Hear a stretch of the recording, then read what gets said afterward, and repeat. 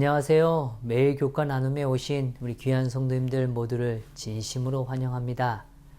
먼저 함께 기도하고 시작하겠습니다.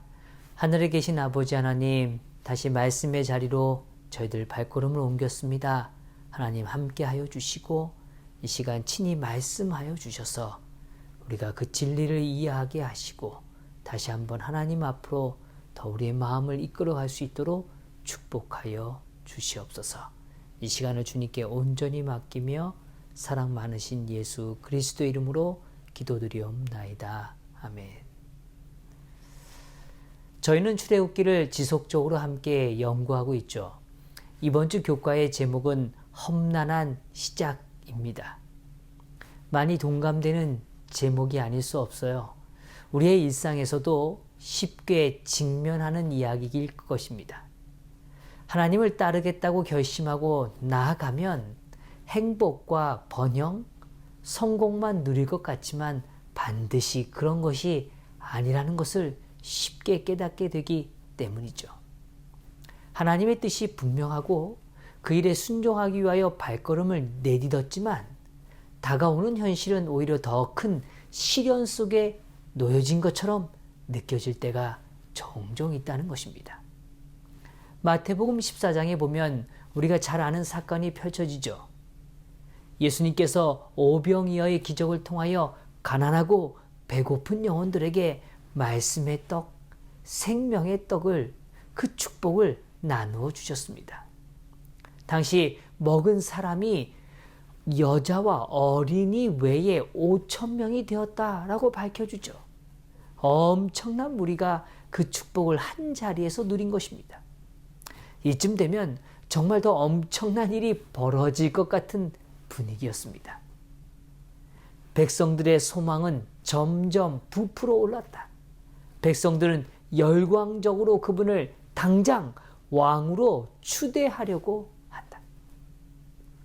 유대를, 이 땅을 지상낙원으로 만들 수 있는 분이 바로 앞에 계신다는 걸 군중은 확인한 것입니다. 전쟁에서 부상당한 군인들을 낫게 하실 수 있는 분이 바로 그들의 눈앞에 존재하게 된 거죠. 이때 그 대중의 흥분이라는 건 차마 대단했을 것입니다.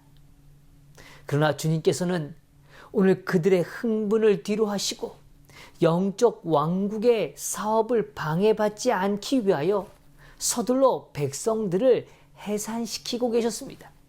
동시에 제자들에게 배를 타고 즉시 가버나움으로 갈 것을 명하셨죠. 제자들은 예수님이 잘 이해가 되지 않았습니다. 이렇게 황금 같은 기회를 놓치는 것처럼 보였어요. 그러나 예수님께서 보여주신 위험 앞에 그들은 바다로 향하게 되었죠. 그리고 예수님께서는 홀로 그들을 위하여 기도하기 위해 산에 오르셨습니다. 제자들은 예수님의 말씀을 따라서 명령을 따라 건너편으로 향하기 위하여 배에 올랐습니다. 그런데 그들이 배에 타고 얼마 지나지 않아 그들에게 다가온 것은 평안이 아니라 폭풍이었습니다. 그들은 바다의 거친 물결로 고난을 당했던 것이죠. 우리는 이 장면의 배경을 잘 이해하고 있습니다. 당시 제자들은 큰 축복을 받은 시기였어요. 그러나 그 모든 것을 잊어버린 상태였다는 거죠. 그리고 그들은 요동하는 물 가운데 빠져 있었습니다. 시대의 소망에서는 이 상황에 대하여 매우 값진 표현을 우리에게 남겨주고 있어요. 예수님께서는 그들을 잊지 않으셨다. 감찰하시는 분께서 해안에서 겁에 질려 태풍과 싸우고 있는 그들을 보셨다. 그분께서는 일순간도 당신의 제자들을 잊지 않으셨다. 성도 여러분, 오늘 교과에서는 다음과 같이 밝혀주고 있습니다. 우리가 인내할 때 결국 하나님은 당신의 때에 당신의 방식으로 그것을 해결해 주신다. 하나님의 방식은 빠르고 즉각적인 해결책을 바라는 우리의 기대와 상충할 수 있지만 그럼에도 불구하고 우리는 그분을 신뢰하는 법을 배워야 한다. 네, 그렇습니다. 성도 여러분, 이 한 주간 험난한 시작이라는 제목으로 시작하지만 우리 배의 주인이 되어주시는, 여전히 잊지 않고 바라보시고 인도하시는 예수님을 만나시게 되기를 바랍니다. 그리고 그분을 신뢰하는 법을 배우는 귀한 한 주가 되시기를 소망합니다. 이번 주 교과는 출애굽기 5장부터 7장을 기초하여 펼쳐지고 있어요. 그 구성은 아주 단순하고 명확합니다. 모세의 요청으로 시작되죠. 내 백성을 보내라 라고 이야기합니다. 이때 바로의 반응이 따라오죠. 그리고 사람들의 반응이 이어집니다. 그 반응들에 대하여 하나님께서 반응하십니다. 그리고 모세의 반응이 다시 또 한번 서술되고 있습니다. 그리고 마지막에 모세와 아론의 역할을 성경은 주목해주고 있습니다. 이렇게 5개로 구성되어진 이 내용을 따라 매일 한 가지 주제를 중심으로 우리는 함께 묵상하며 살펴보게 될 것입니다. 오늘은 일요일 소지에 해당되는 여호와가 누구냐에 대하여 함께 묵상하기를 원합니다. 모세가 느꼈던 것처럼 바로가 이스라엘 백성을 이집트에서 떠나게 하는 일은 결코 쉬운 일이 아니었습니다. 한번 상상해 보시죠. 200만이 넘는 거대한 인구의 사람들이 한 나라의 모든 필요를 채우기 위한 그 노동력을 친히 감당하고 있었습니다. 그렇게 많은 수의 사람들이 이집트 사람들이 하기 싫어하는 일을 대신하던 그들을 그냥 자유롭게 떠나도록 하는 것은 쉽게 납득할 수 없는 일이었죠.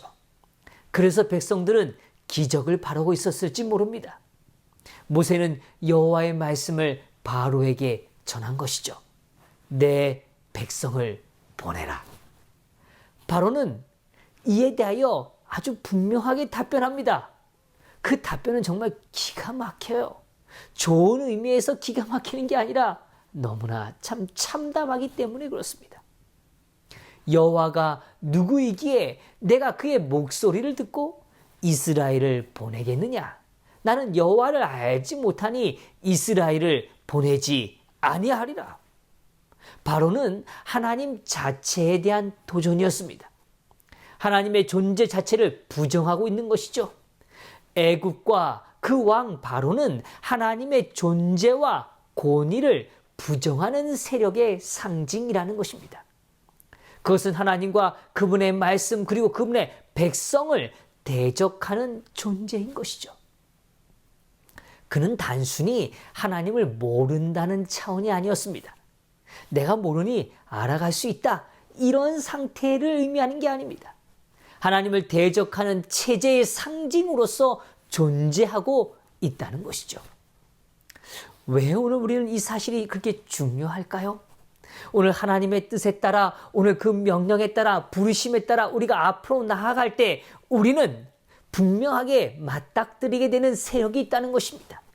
이 세력은 단순히 애굽, 그러니까 모세 당시에만 존재했던 것이 결코 아닙니다.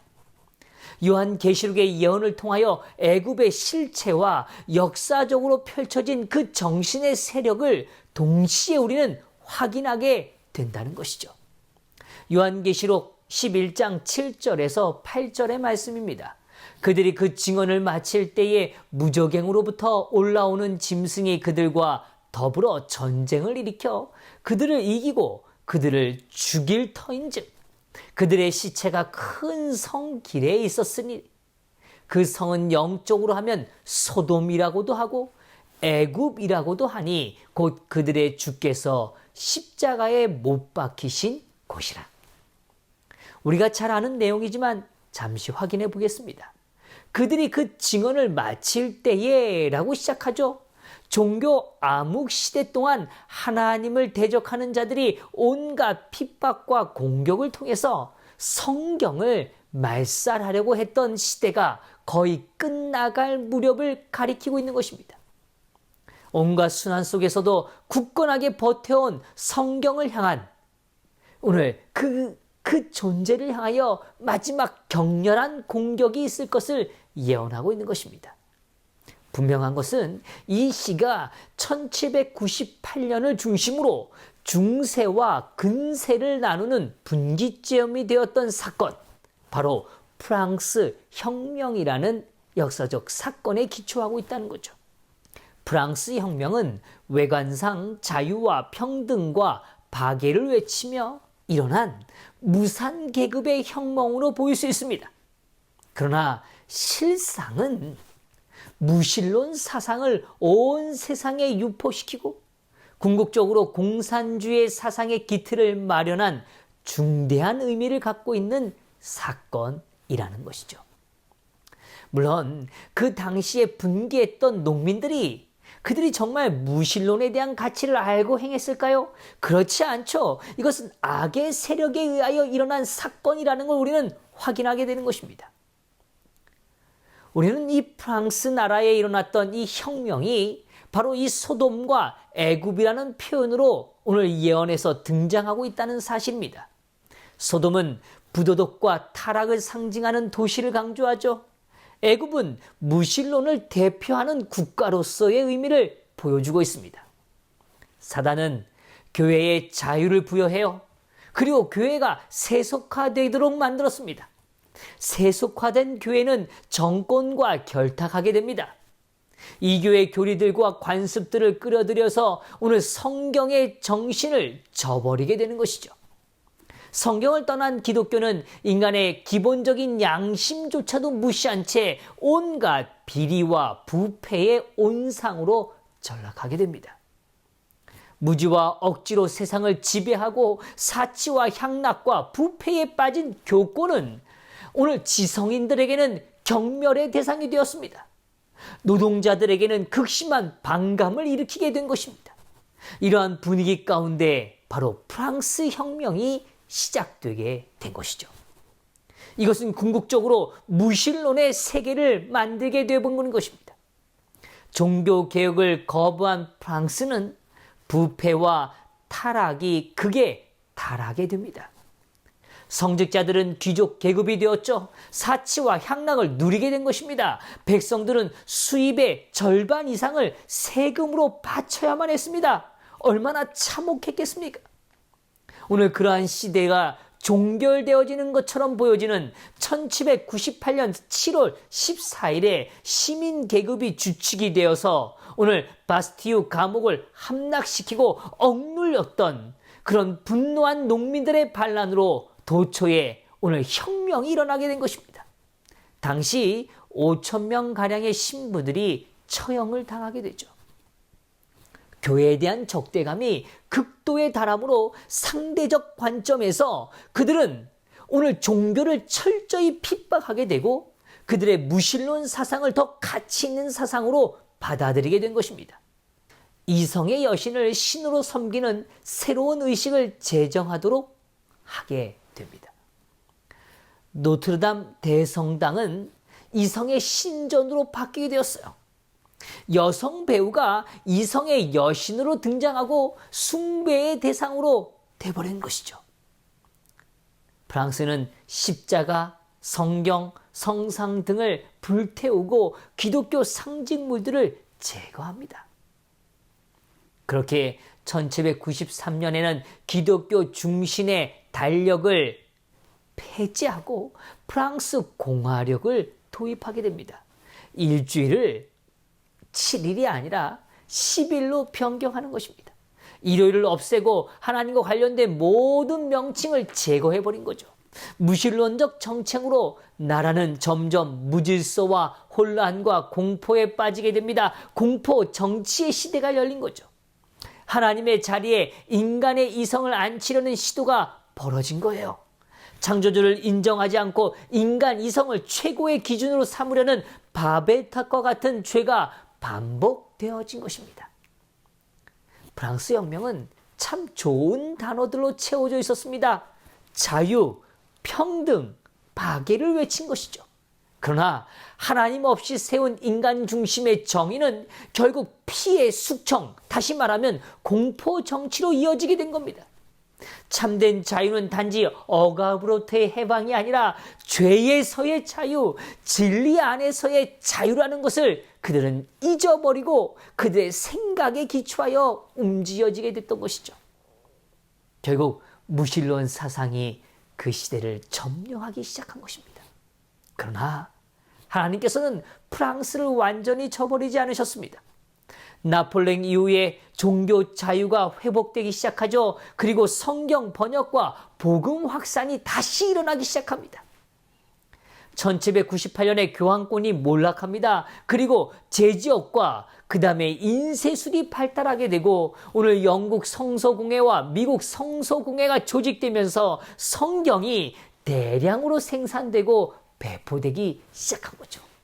우리의 손에 들려진 이 성경 말입니다. 하나님은 그들을 잊지 않으셨습니다. 주님은 그들을 건지셨고 인도하셨습니다. 오늘도 마찬가지입니다. 오늘 부르심에 따라 내딛는 발걸음에 주님은 결코 지나치거나 잊지 않으신다는 것입니다. 성도 여러분, 하나님이 누구냐? 오늘 무신론적 그 애굽의 정신에서 벗어나 하나님을 전적으로 신뢰하는 그런 오늘 귀한 하루가 되시기를 간절히 바라면서 오늘 소지의 교과를 마치도록 하겠습니다. 함께 기도하겠습니다.